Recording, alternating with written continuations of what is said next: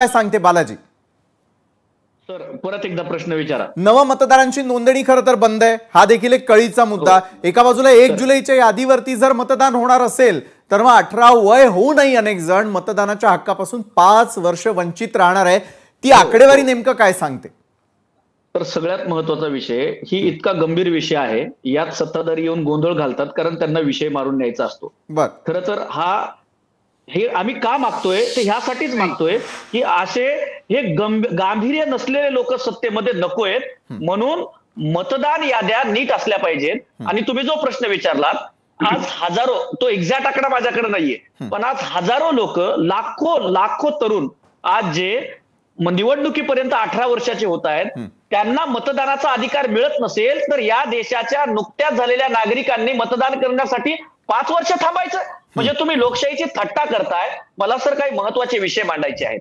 आम्ही मतदार याद्या पारदर्शक असाव्यात आणि मतदार यादी समोर असणं हा संविधानाने दिलेला अधिकार आहे। आम्ही हे का म्हणतोय, याच्या मागचं कारण असं आहे की नेमकं भाजपनं जे मताचा घोळ करून केंद्रातलं मोदींचं सरकार, राज्यातलं फडणवीस शिंदे पवारांचं सरकार जे आहे, हे सरकार तालिबानी सरकार आहे, हे मत चोरी करून आलंय। आणि विशाल सर, आपण बघितलं आता यांचे तालिबान सोबत सुद्धा गळाभेट करतात, असं मला तिकडे जायचं नाही, मुद्द्यावर येतो।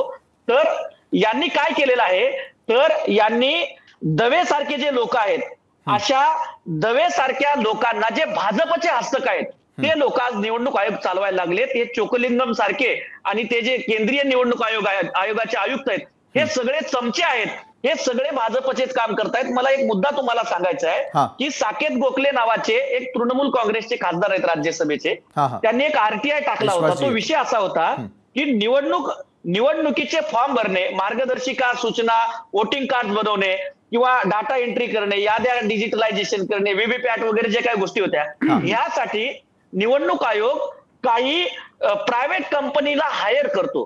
तर या सगळ्या ज्या आहेत त्या बीजेपीच्या लोकांना दिलेल्या आहेत। मग साकेत गोखलेंनी आरटीआय टाकल्याने विचारलं निवडणूक आयोगाला की बाबा रे कुणाला दिलेलं आहे, तर त्यावेळेला निवडणूक आयोगानं काय उत्तर दिलं की माहिती देता येणार नाही, कारण कंपाईल करायला वेळ लागेल। त्या 5 कंपन्या असतात, 4-5 कंपन्यांची माहिती कंपाईल करायला वेळ लागेल। याचाच अर्थ काय, आमचं जे म्हणणं, मी कन्क्लूड करतो की निवडणूक याद्यांमध्ये घोळ करणं, मतांची चोरी करणं, हे कसं करतात ते राहुलजींनी 2 पत्रकार परिषदा पुराव्यानिशी घेऊन देशाच्या समोर ठेवलेला आहे। आणि या मतचोरीमधनं कोण सत्तेवरती येत आहे, तर सत्तेवरती कोण येत आहेत, तर चोर सत्तेवरती येत आहेत, भ्रष्टाचारी सत्तेवरती येत आहेत।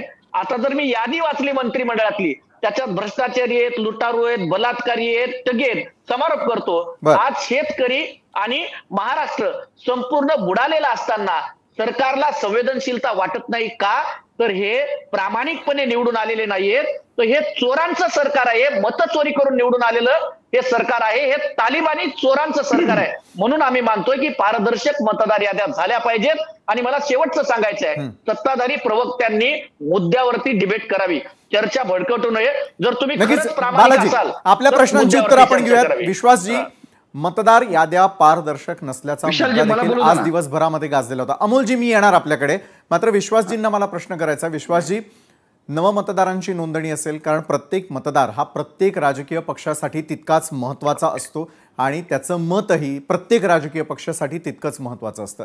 या मुद्द्यावरती तरी तुम्ही सहमत आहात का की मतदार याद्यांमध्ये कुठेतरी घोळ आहे आणि कुठेतरी पारदर्शकता नसल्यामुळे पारदर्शकता असावी अशी मागणी विरोधक